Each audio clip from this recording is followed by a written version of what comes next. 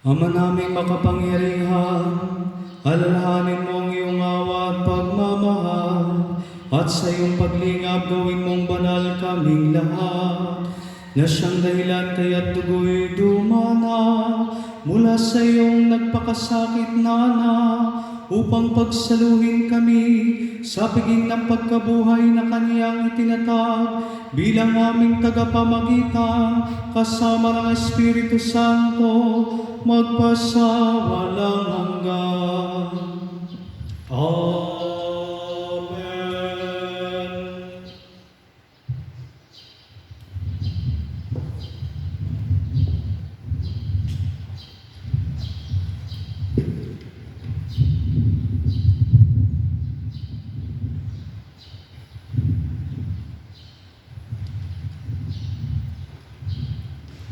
Pagbasa mula sa aklat ni Propeta Isaías. Sinabi ng Panginoon, "Ang lingkod ko'y matatagpuan sa kanyang gawain. Mababantog siya at dadakilain. Marami ang nagitla nang siya'y makita. Dahil sa pagkabugbog sa kanya'y halos di makilala kung siya'y tao. Ngayon marami rin ang mga bansang nagulantang. Pati mga hari, pag siya'y nakita, ay matitigilan. Makikita nila ang di na balita kahit na kailan, at mauunawa ang di pa narinig ni naman." Sagot ng mga tao, "Sino ang maniniwala sa ibinabalita namin ito? Sino ang mga pagpapatunay na pinahihintulutan ito ng Panginoon? Kalooban ng Panginoon na ang kanyang lingkod ay matulad sa isang halaman na tanim sa tuyong lupa. Walang katangian o kagandahang makatakaw pansin. Wala siyang taglay na pang-akit para lapitan siya. Hinamak siya ng mga tao at itinakwil. Nagdanas siya ng sakit at hirap. Wala man lang nagtapon ng sulyap sa kanya. Hindi natin siya pinansin para siyang walang kabuluhan. Tiniis niya ang hirap na tayo dapat ang magbata. Gayon din ang kirot na tayo sana ang lumasak. Akala natin ang dinanas niya ay parusa sa kanyang Diyos. Dahil sa ating mga kasalanan, kaya siya nasugatan. Siya ay binugbog dahil sa ating kasamaan. Tayo ay gumaling dahil sa pahirap na tinamo niya. At sa mga hampas na kanyang tinanggap, tayo lahat ay parang mga tupang naligaw. Kanya-kanya tayo ng lakad. Ngunit inibig ng Panginoon na siya kanya ipataw ang parusa. Tayo ay dapat tumanggap. Siya ay binugbog at pinahirapan, ngunit di tumutol kahit kamuntiman. Tulad ay korderong hatid sa patayan, parang mga tupang hindi tumututol kahit nagupitan. Ni hindi umimik kahit gaputok man. Nang siya'y hulihin, hatulan at dalhin sa dakong patayan, wala mang nangahas na ipagsanggalan. Wala man lang dumamay. Siya ay pinatay dahil sa sala ng sangkatauhan. Siya ay nilibing na kasama ng masasama at mayayaman. Bagaman wala siyang kasalanan o nagsabi man ng kasinungalingan. Sinabi ng Panginoon, "Ang kanyang paghihirap ay kalooban ko. Inihandog niya ang sarili upang sa pamamagitan noon ay magkaroon ng kapatawaran. Dahil dito'y mabubuhay siya ng matagal. Makikita ng lahing susunod sa kanya. At sa pamamagitan niya ay may sasagawa ang aking panukala. Pagkatapos ng pagdurusa, lalasap siya ng ligaya. Malalaman niyang hindi nawalan ng kabuluhan ang kanyang pagtitiis. Ang aking tapat na lingkod at lubos kong kinalulugdan, ang siyang tatanggap sa parusa ng marami. At alang-alang sa kanyang, sila'y aking patatawarin.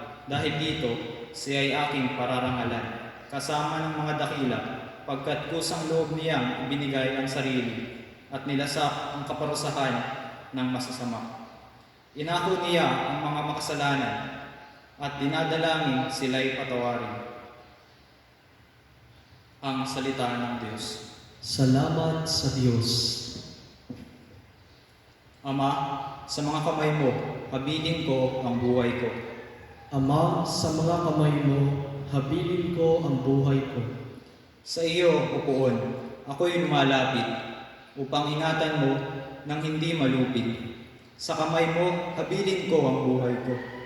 Tagapagligtas kong tapat at totoo. Ama, sa mga kamay mo, habilin ko ang buhay ko. Lahat kong kaaway ay humahalakhak, pati kapitbahay ako'y hinahamak. Dating kakilala ay nagsisiilag, kung masalubong ko ay nagsisiiwas.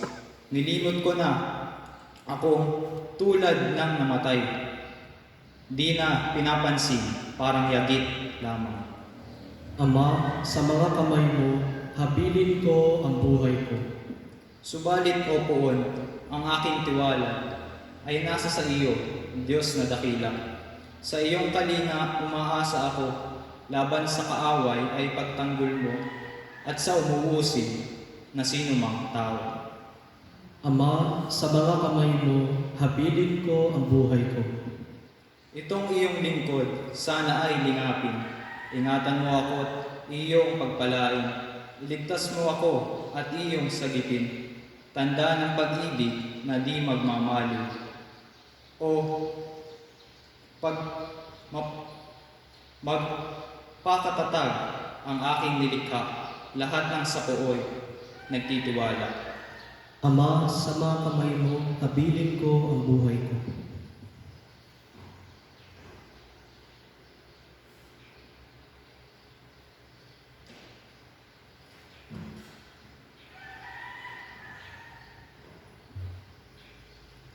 Pagbasa mula sa sulat sa mga Hebreo.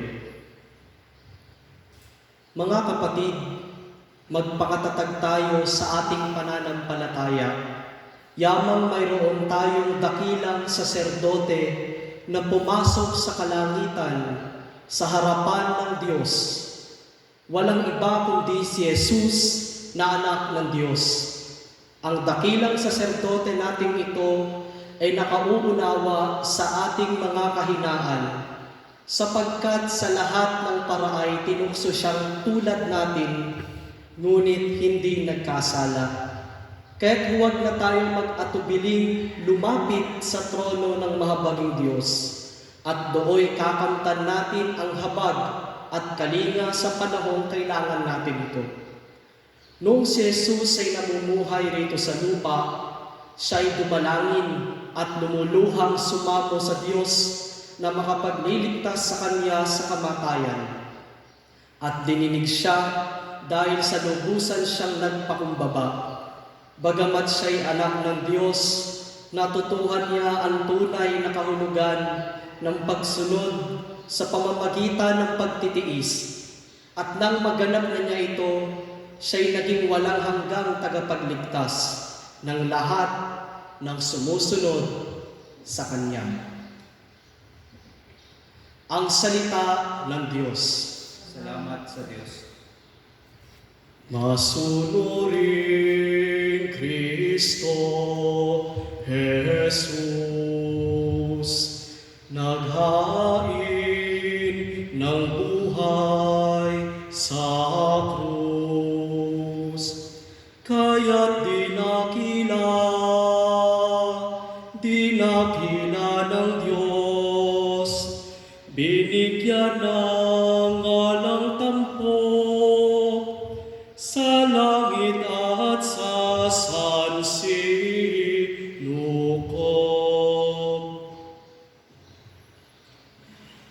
Ang pagpapakasakit ng ating Panginoong Hesukristo ayon kay San Juan.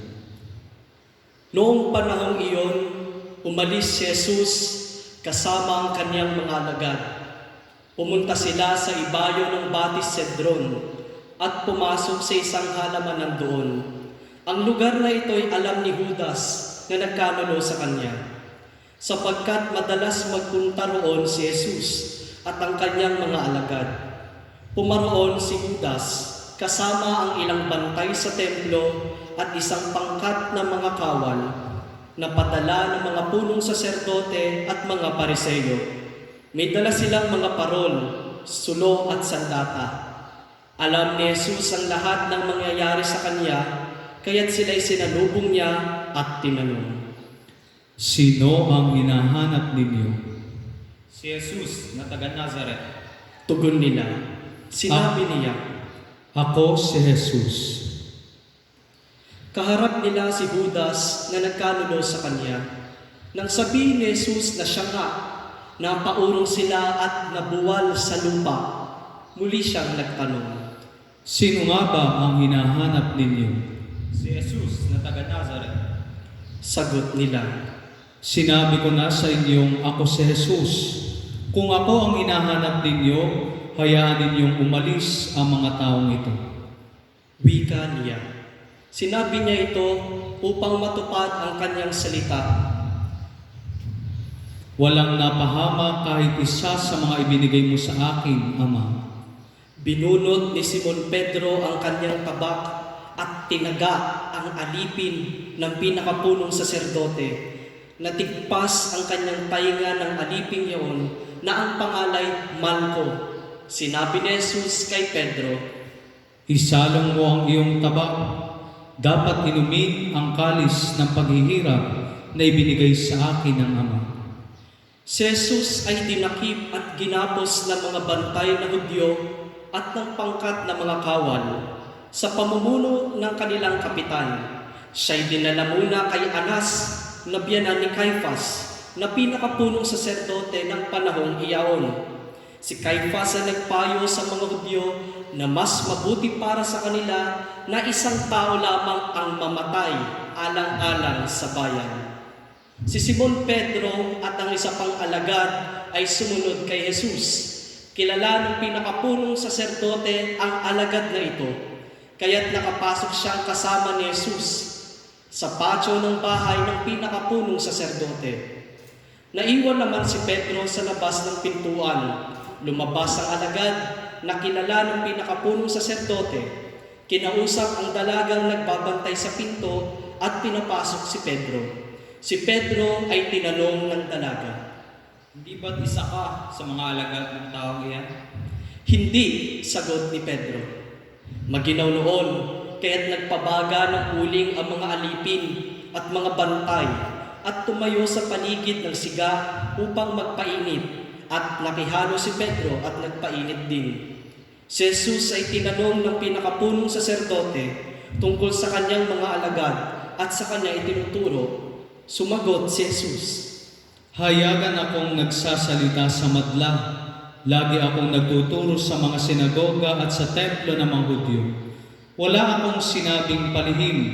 Bakit ako ang tinatanong ninyo? Ang tanungin ninyo'y ang mga nakarinig sa akin. Alam nila kung ano ang sinabi ko. Pagkasabi nito, siya'y sinampal ng isa sa mga bantay na naroroon. Bakit mo sinasagot ng ganyan ang pinakapunong saserdote? Tanong niya, sinagot siya ni Jesus. Kung nagsalita ako ng masama, patunayan mo. Ngunit kung mabuti ang sinabi ko, bakit mo ako sinampal? Si Jesus na nagagapos pa noon ay ipinadala ni Anas kay Caiphas, ang pinakapunong saserdote. Samantala, naroon pa rin si Simon Pedro at nagpapainit. Siya'y tinanong nila, Hindi ba't alagad ka rin ng taong iyan? Hindi, sagot ni Pedro. Tinanong naman siya ng isa sa mga alipin ng pinakapunong saserdote, kamag-anak ng lalaking tinigpasan niya ng tainga. Hindi ba ikaw ang nakita kong kasama ni Jesus sa halamanan? Muling itinatwa ito ni Pedro, siya namang pagtilaok ng manok. Mula sa bahay ni Caiphas, si Jesus ay dinala nila sa palasyo ng gobernador. Umaga pa noon. Hindi pumasok ang mga Hudyo sa palasyo ng gobernador upang sila'y huwag maituring na di karapat-dapat kumain ng hapunang Pampaskwa. Kaya't sa labas sila tinanggap ni Pilato at tinanong, Ano ang sakdal ninyo laban sa taong ito? Sumagot sila, Kung hindi po siya gumawa ng masama, hindi namin siya dadalhin sa inyo. Sinabi sa kanila ni Pilato, Dalhin ninyo siya at hatulan ayon sa inyong kautusan. Sumagot ang mga Hudyo. Wala po kaming kapangyarihang humatol ng kamatayan kanino man. Nangyari ito upang matupad ang sinabi ni Jesus tungkol sa paraan ng kanyang pagkamatay. Si Pilato'y pumasok uli sa palasyo at tinawag si Jesus. Ikaw ba ang hari ng mga Hudyo? Tanong niya, sumagot si Jesus. Iyan ba'y galing sa iyong sariling isipan o may nagsabi sa iyo? Ako ba ay Hudyo? Tanong ni Pilato. Ang mga kababayan mo at ang mga punong saserdote ang nagdala sa iyo rito. Ano ba ang ginawa mo? Sumagot si Jesus. Ang kaharian ko'y hindi sa sanlibutan ito. Kung sa sanlibutan ito ang aking kaharian, ipinakipaglaban sana ako ng aking mga tauhan at hindi na ipagkanulo sa mga Hudyo. Ngunit hindi sa sanlibutan ito ang aking kaharian. Kung gayon, isa kang hari.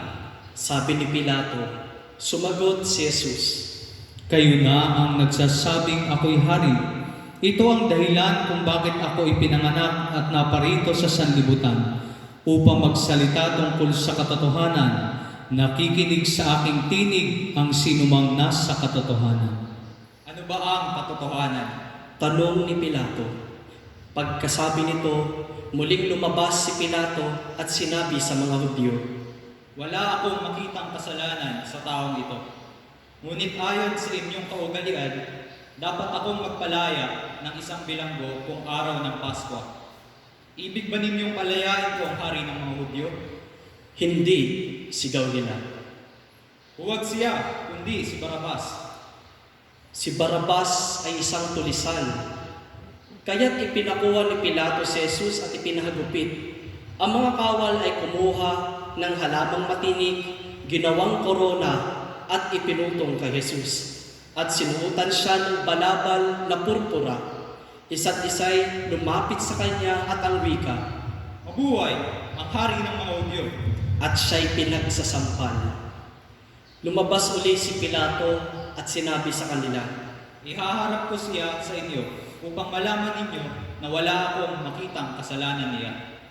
At inilabas si Jesus na may koronang tinik at balabal na purpura. Sinabi sa kanila ni Pilato, Narito ang tao. Pagkakita sa kanya ng mga punong saserdote at ng mga bantay, sila ay sumigaw. Ipako sa krus, ipako sa krus. Sinabi ni Pilato, Kunin ninyo siya at kayo ay ang magpako sa kanya. Wala akong makitang kasalanan niya. sumagot ang mga Hudyo. Ayon sa aming kautusay, nararapat siyang mamatay sapagkat siya ay nagpapanggap na anak ng Diyos. Lalong natakot si Pilato nang marinig ang mga pananalitang ito. Muli siyang pumasok sa palasyo at tinanong si Jesus. Taga saan ka ba? Subalit hindi tumugon si Jesus. Ayaw mo bang makipag-usap sa akin? Ani Pilato. Hindi mo ba alam na maaari kitang palayain o ipapako sa krus? At sumagot si Jesus. Kaya mo lamang magagawa iyan ay sapagkat ipinagkaloob sa iyo ng Diyos ang kapangyarihang iyan. Kaya mas mabigat ang kasalanan ang nagdala sa akin dito. Nang marinig ito ni Pilato, lalo niyang hinangad na palayain si Jesus, ngunit nagsigawan ang mga tao. Kapag pinalaya mo ang taong iyan, hindi ka kaibigan ni Cesar. Sino mang nagpapanggap na hari ay kalaban ng Cesar. Pagkarinig ni Pilato sa pangungusap na ito, inilabas niya si Jesus at siya'y lumuklok sa hukuman sa dakong tinatawag na ang plataporma, gabata sa wikang Hebreo. Araw noon ng paghahanda sa Paskwa at mag-ikalabindalawa na ng tanghali, sinabi ni Pilato sa mga Hudyo, Narito ang inyong hari. sumigaw sila. Patayin siya! Patayin! Ipako sa krus. Ipapako ko ba sa krus ang inyong hari? Tanong ni Pilato, sumagot ang mga punong saserdote. Wala kaming hari kundi ang Cesar. Kaya't si Jesus ay binigay sa kanila ni Pilato upang ipako sa krus. Kinuha nga nila si Jesus at lumabas siya, napasa ng kanyang krus patungo sa lugar na kung tawaging Dako ng Bungo, Golgota sa wikang Hebreo. Pagdating doon, siya'y ipinako sa krus kasama ng dalawa pa, isa sa gawing kanan at isa sa kaliwa. Sumulat si Pilato ng ganitong pangungusap at ipinalagay sa krus, si Jesus na taga Nazaret, ang hari ng mga Hudyo. Nasusulat ito sa mga wikang Hebreo, Latin at Griego, at marami sa mga Hudyo ang nakabasa nito, sapagkat malapit sa lungsod ang dakong pinagpakuan kay Jesus.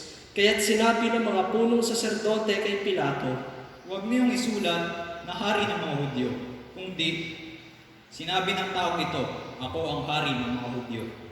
Sumagot si Pilato, Ang naisulat ko'y naisulat ko na.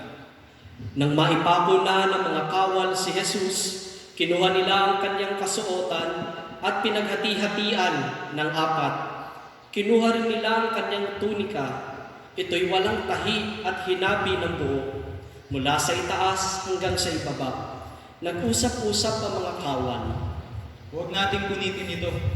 Magsapalaran na lamang tayo para malaman kung kanino ito mauuwi. Nangyari ito upang matupad ang isinasaad ng kasulatan. Pinaghati-hatian nila ang aking mga kasuotan at ang aking damit ay kanilang pinagsapalaran. Gayon nga ang ginawa ng mga kawal. Nakatayo sa tabi ng krus ni Jesus ang kanyang ina at ang kapatid na babae nitong si Maria na asawa ni Cleopas. Naroon din si Maria Magdalena. Nang makita ni Jesus ang kanyang ina at ang minamahal niyang alagad sa tabi nito, kanyang sinabi, Gina, narito ang iyong anak. at sinabi sa alagad, Narito ang iyong ina. mula noon, siya'y pinatira ng alagad na ito sa kanyang bahay. Pagkatapos nito, alam ni Jesus na naganap na ang lahat ng bagay. At bilang katuparan ng kasulatan ay sinabi niya, Nauuhaw ako. may isang mangkok doon na puno ng maasim na alak. Itinubog nila rito ang isang espongha, ikinabit sa sanga ng isopo at itiniit sa kanyang bibig. Nang masipsip ni Jesus ang alak, ay kanyang sinabi, Naganap na. iniyukayog niya ang kanyang ulo at nalagot ang kanyang hininga.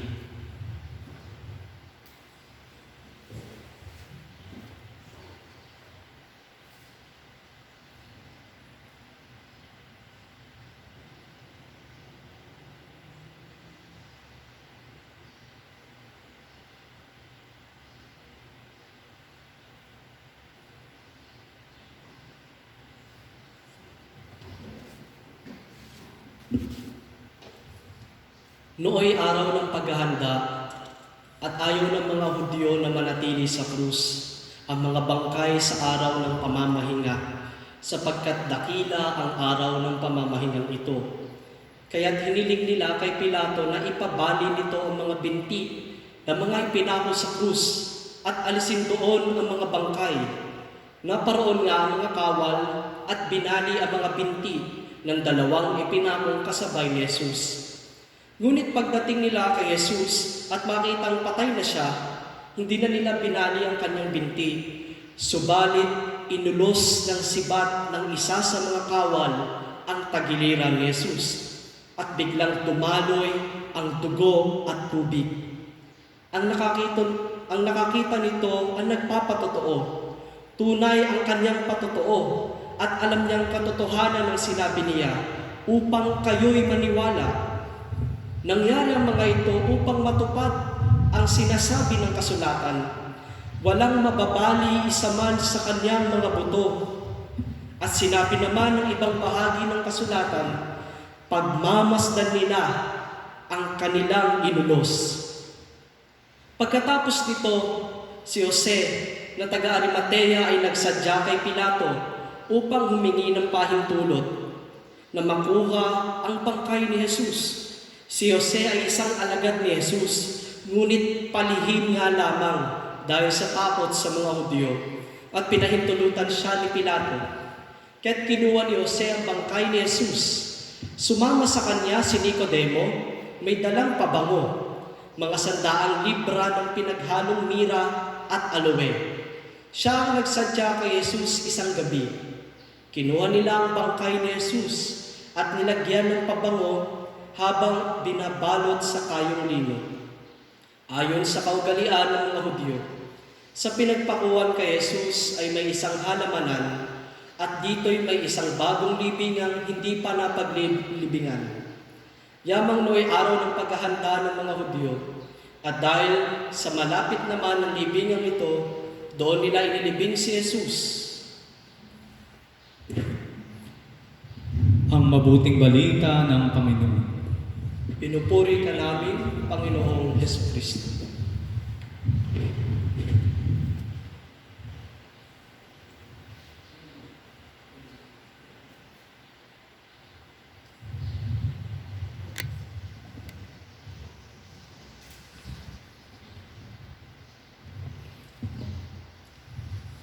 Magandang hapon sa ating lahat.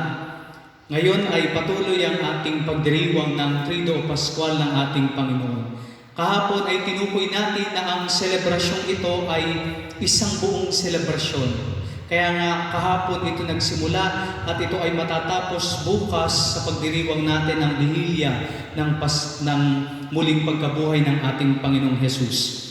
Kahapon sa pagdiriwang ng Misa ng Huling Hapunan ay inalala natin kung papaanong tayo ay pinaging tagapagmana ni Jesus ng kalis ng pagpapala. Ngayon naman ay ating isinasagawa ang pagpaparangal sa krus.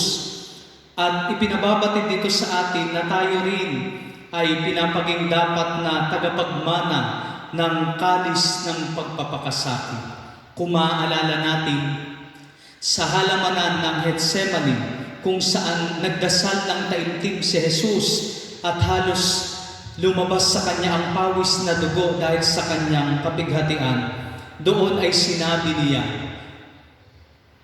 na kung maaari ay hindi niya inumin ang kalis ng paghihirap na ito, subalit ninais niya na ang masunod ay ang kalooban ng kanyang Ama at hindi ang sarili niyang kalooban.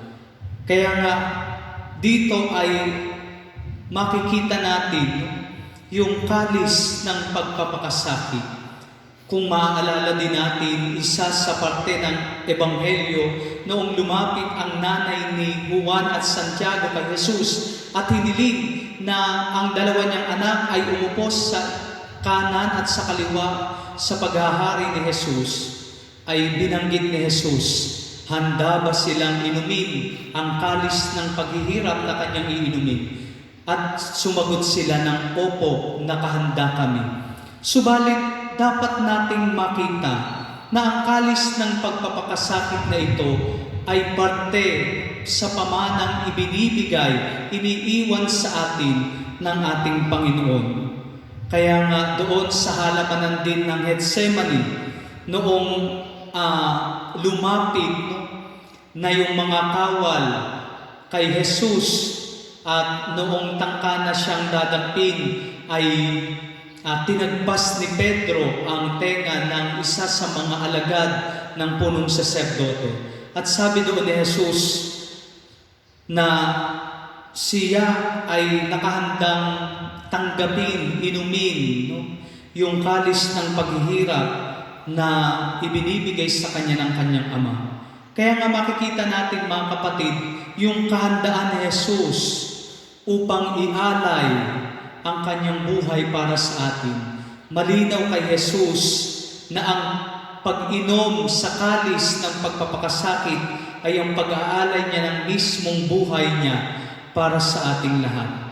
At ito ang madugong paraan ng pagpapakasakit ni Jesus. Ito rin ang ating sinasariwa at palaging isinasa ngayon sa tuwing tayo nagdiriwang ng banal na misa. Kahapon, sa misa ng huling hapunan ay ipinakita sa atin yung hindi madugong pamamaraan ng pagbibigay ni Jesus ng kanyang buhay, na sumisimbolo sa paghihiwalay ng tinapay at alak ng kanyang mismong katawan at dugo na nakatuon sa pagkamatay ni Jesus. Subalit ngayong Biyernes Santo ay mismong ipinakita ni Jesus kung gaano katindi ang kanyang pagmamahal sa atin. Kaya naman ninais niya na ialay ang kanyang buhay hanggang sa huling patak ng kanyang dugo para sa ating kaligtasan. Kaya nga ito yung ating isinasa ngayon sa bawat pagdiriwang natin ng banal na misa ay mulit-muling namamatay si Jesus para sa ating kaligtasan. Ang kalis ng pagpapakasakit na kanyang ipinapamana din sa bawat isa sa atin ay hindi mabigat kung ating iisipin dahil sa ating pagpapakasakit kasama natin si Jesus na nagpakasakit muna bago tayo. Sabi nga po sa isang kasabihan, love entails sacrifice. The greater the sacrifice, the greater the love. Kaya nga ang tunay na nagmamahal ay siya lamang marunong magsakripisyo. At ang sukatan ng lalim ng pagmamahal natin ay kung gaano rin ang laki ng ating naisakripisyo na. Kaya nga, ganoon na lamang ang pagpapakita ng pagmamahal sa atin ng Ama dahil sa kanyang plano ng kaligtasan ay ibinigay niya ang kanyang bugtong na anak, ang nag-iisa niyang anak para sa ating kaligtasan. At dito rin po ay ipinapaunawa sa atin ni Jesus na mayroong kaibahan ang paghihirap sa pagsasakripisyo, suffering and sacrifice.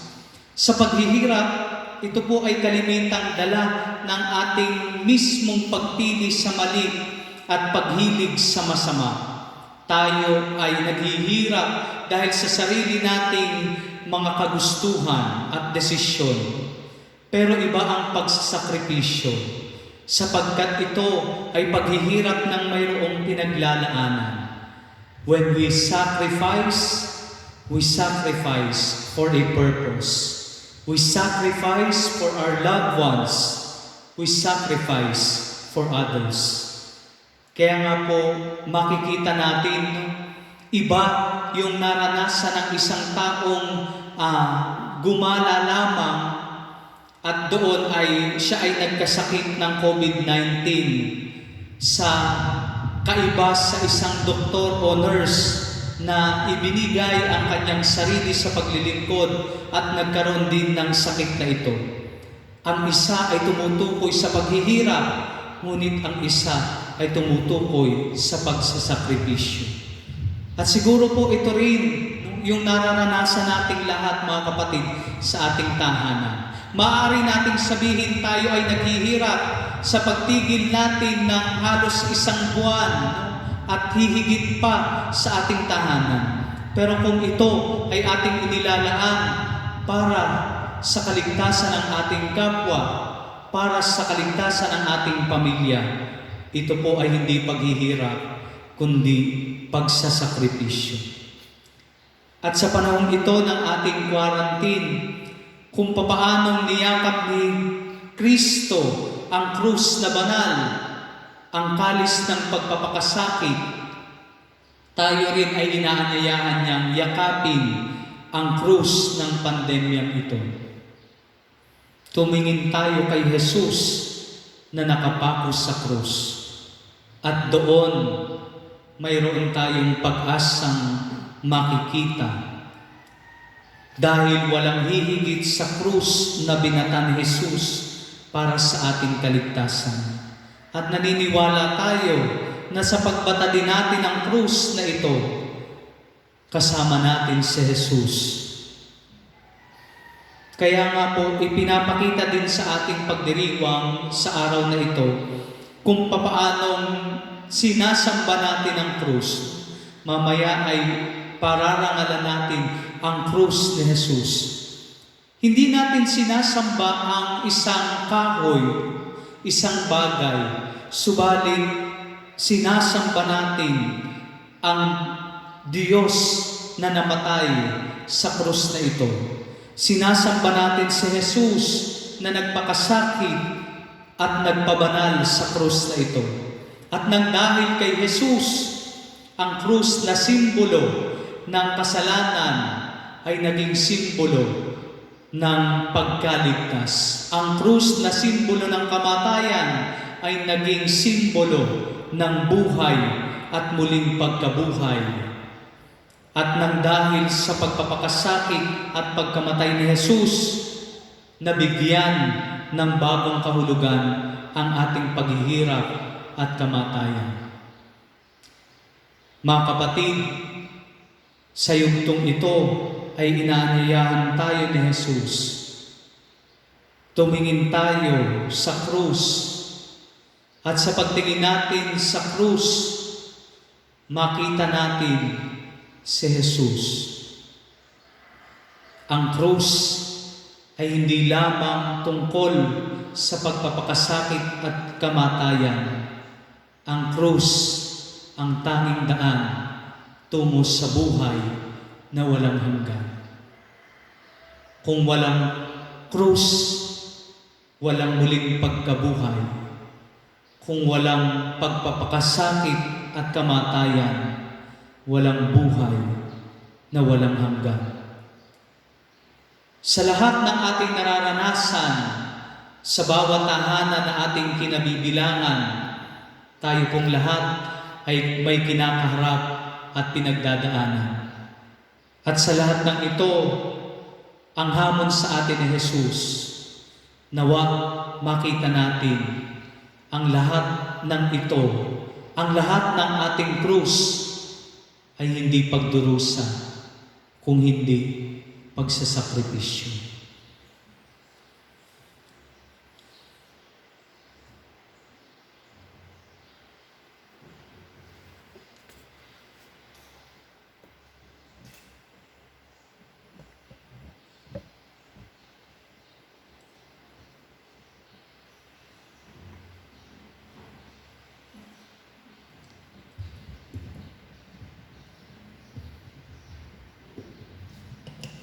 Ngayon ay dadako tayo sa panalangin pangkalahatan.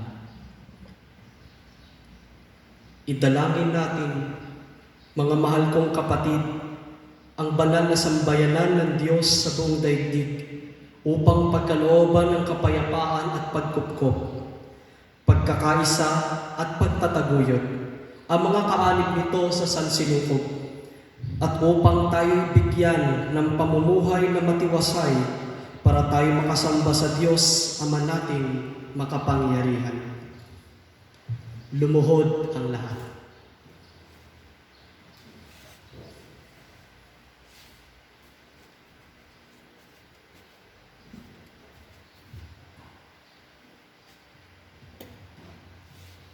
Magsitayo ang lahat.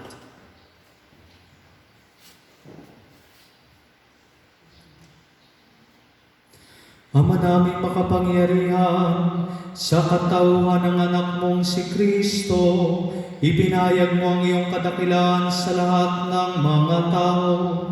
Lingapin mo ang iyong mga ginawa dahil sa pag-ibig, upang ang iyong sambayan ang laganap sa buong daigdig ay mamalaging matatag sa pananampalatayang iyong bigay para sambahin ang banal mong ngalan sa pamagitan ng Jesucristo kasama ng Espiritu Santo magpasawalang hanggan.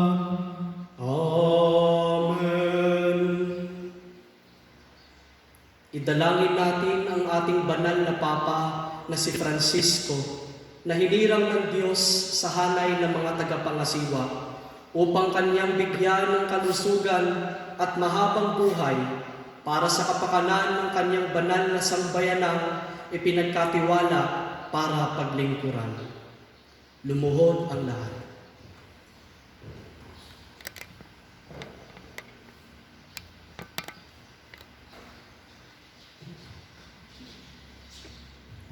Magsitayo ang lahat.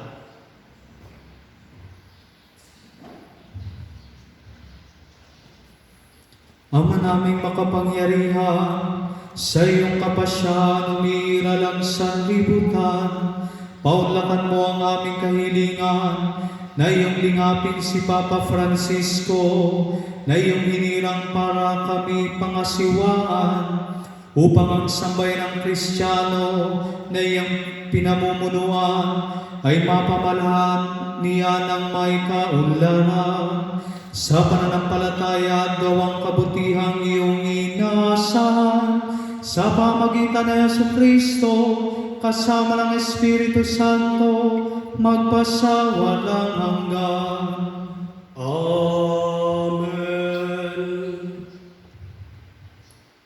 Idalangin din natin si Buenaventura na ating obispo, gayon din ng lahat ng mga obispo, mga pari at mga diakono, at ang tanang kabilang sa sambayan ng Kristiyano. Lumuhod ang lahat.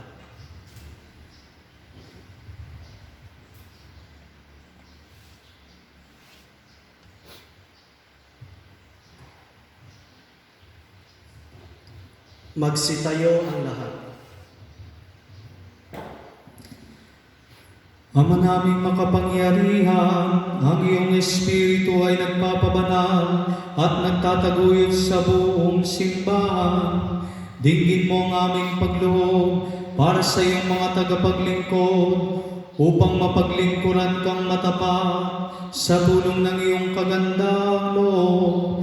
Sa pamagitan ni Jesucristo, kasama ng Espiritu Santo, magpasawalang hanggan. Amen. Idalangin din natin ang mga inihahandang tao sa pagbibinyag upang ang kanilang kalooban ay makatugon sa pagtawag ng Diyos sa nating makapangyarihan, para sa tubig ng binyag sila'y muling maisilang sa ikapagpapatawad ng lahat ng kasalanan at sa ikapagkakamit ng pakikisalo kay Jesus na poong mahal. Lumuhod ang lahat.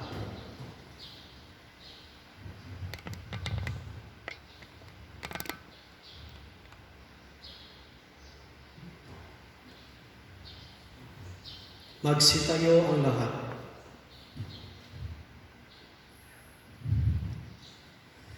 Ama naming makapangyarihan, lagi mong pinaunlad ang sambayanan sa pagkakaroon ng karagdagang kabilang.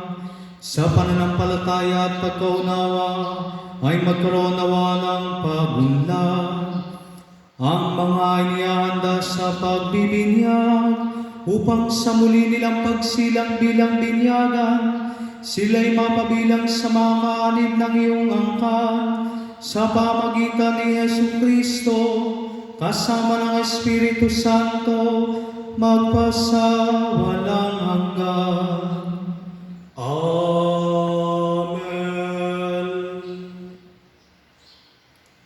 Idalangin din natin ang lahat ng ating mga kapatid na pawang kay Jesucristo na nananalig, upang marapatin ng Diyos Ama nating makapangyarihan na sila'y tipunin at lingapin sa iisa niyang sambayanan. Lumuhod ang lahat.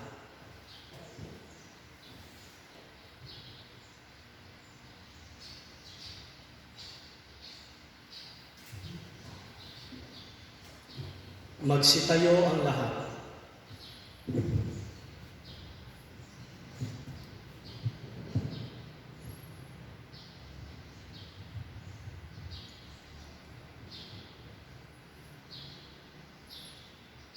Ama naming makapangyarihan, tinipon mo ang mga nawalay at tinatangkilik mo ang mga nagkakatipon sa iyong sambayanan. Lingapin mo ang mga kabilang sa kawan ng iyong anak na nasa iyo, itinatalaga sa buklod ng isang binyag, upang sila'y magkabuklod sa buong pananalig at sila'y makapisan sa buklod ng pag-ibig. Sa pamagitan ni Jesucristo, kasama ng Espiritu Santo, magpasawalang hanggan. Amen.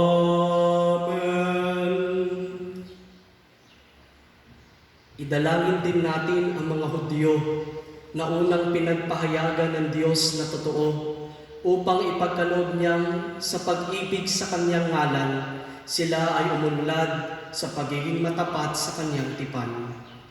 Lumuhod ang lahat.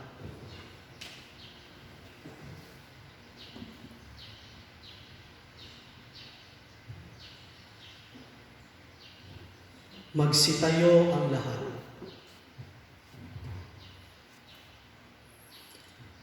Ama naming makapangyarihan, pinangangatawanan mo ang iyong mga pangako kay Abraham at sa tanang sa kanya ay sumila. Dinggin mo ang pagluhod ng iyong sambayanan upang ang mga tao na iyong unang hinirang ay pagindapating sumapit sa kaganapan ng kaligtasan sa pamagitan ni Yesu Kristo kasama ng Espiritu Santo magpasawalang hanggan. Amen. Idalangin din natin ang tanang hindi pa sumasampalataya kay Kristo upang tahakin nila ang landas ng kaligtasan na nililiwanagan ng Espiritu Santo. Lumuhod ang lahat.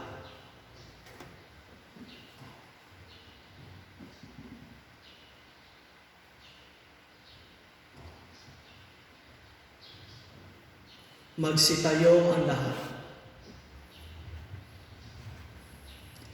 Ama naming makapangyarihan, gawin mo nga mga hindi pa nananalig sa iyong anak ay makatuklas sa katotohanan sa pamumuhay nilang wagas at kaming sa pag-ibig mo ay laging umunlad sa pagmamalasakit sa tanang sa iyo'y humahanap ay maging mga saksing mapaniwalaan ng iyong dakilang pag-ibig sa sanlibutan sa pamagitan ni Yesu Kristo kasama ng Espiritu Santo magpasawalang hanggan.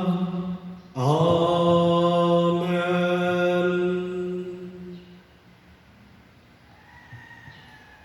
Idalangin din natin ang mga hindi pa sumasampalataya sa Diyos upang pagindapating sa Kanya'y makadulog sa paniniwalang wagas na kanilang sinusunod. Lumuhod ang lahat.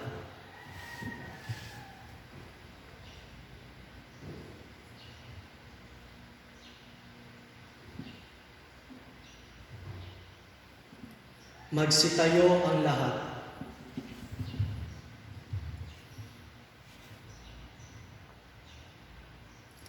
Ama naming makapangyarihan, nilikha mo ang lahat ng mga tao upang lagi kang hanapin at pag natagpuan kay Masiyang walang maliw, ipagkaloob mong kahit may mga di ka nais-nais na balakid, mabanagan pa rin namin ang pahiwatig ng iyong pag-ibig at matanggap nila ang gawang kabutihan ng mga sumasampalataya bilang kaakit-akit na katibayan na ikaw ang Diyos na totoo at amang aming pinananaligan sa pamagitan ni Yesu Kristo kasama ng Espiritu Santo magpasawalang hanggan.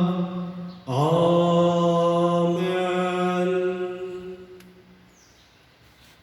Idalangin natin ang mga may tungkuling maglingkod sa bayan at umuugit sa ating pamahalaan upang ang kalooban nila ay taguyod ng amang may kapal alinsunod sa kanyang kinalulugdan sa kapagkakamit ng kapayapaan at kalayaan ng tanan. Lumuhod ang lahat.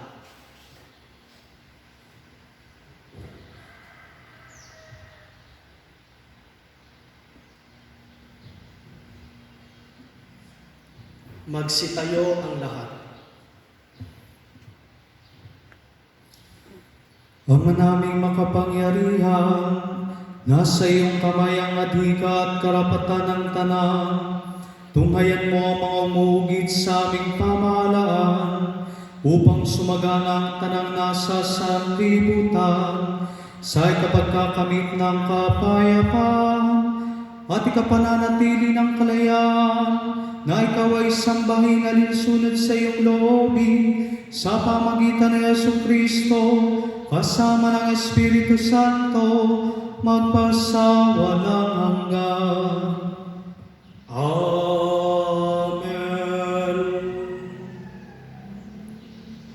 Idalangin natin, mga kapatid, sama nating makapangyarihan na ang sanlibutan ay maibsan ng tanang katiwalian.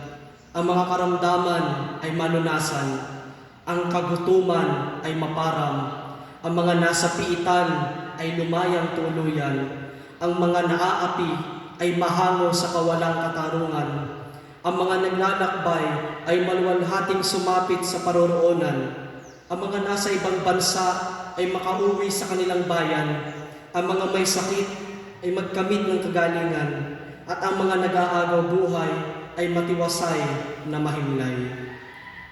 Lumuhod ang lahat.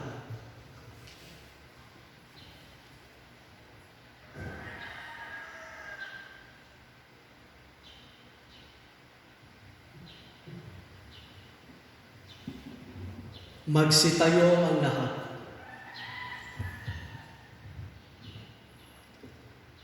Ama naming makapangyarihan, binubuhayan mo ng loob ang mga nasa kapighatian, pinatatatag mo ang mga may mabigat na pinapasan, paunlakan mo ang mga kahilingan ng mga dumaraing dahil sa maraming mga pinagtitiisan, upang bawat nasa kagipitan ay magkamit ng kasiyahang madamang iyong pagmamahal sa pamagitan ni Yesu Kristo kasama ng Espiritu Santo magpasawalang hanggan.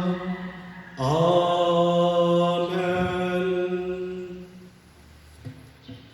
Idalangin natin ang lahat na nagdurusa dahil sa nakakahawang sakit na COVID-19. Pagkalooban nawa ng Diyos ng kagalingan ang mga may sakit, kalakasan sa mga nagtataguyod sa kanila, aliw para sa kanilang mga mahal sa buhay, at kaligtasan para sa lahat ng mga pumanaw dahil sa karamdamang ito. Lumuhod ang lahat.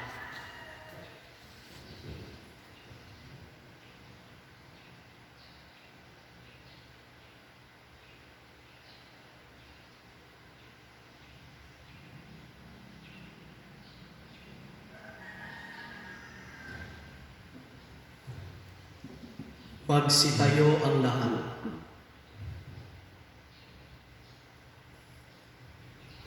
Ama naming makapangyarihan, kalakas na namin sa gitna ng kahinaan, masdan mo ang abang kalagayan ng iyong mga anak na nagdurusa sa pagkalat nitong nakamamatay na sakit. Pawiin mo ang pagdurusa ng mga may karamdaman, pagkalooban ng kalakasan ng mga taong nasa kanila ay nagtataguyod. Tanggapin mo sa iyong kapayapaan ang mga pumanaw, at sa panahong ito ng pagtitiis ng hirap, ipahintulot mong kami ay makasumpong ng kaaliwan sa iyong bawaing pag-ibig sa pamagitan ni Kristo ang aming Panginoon. Amen.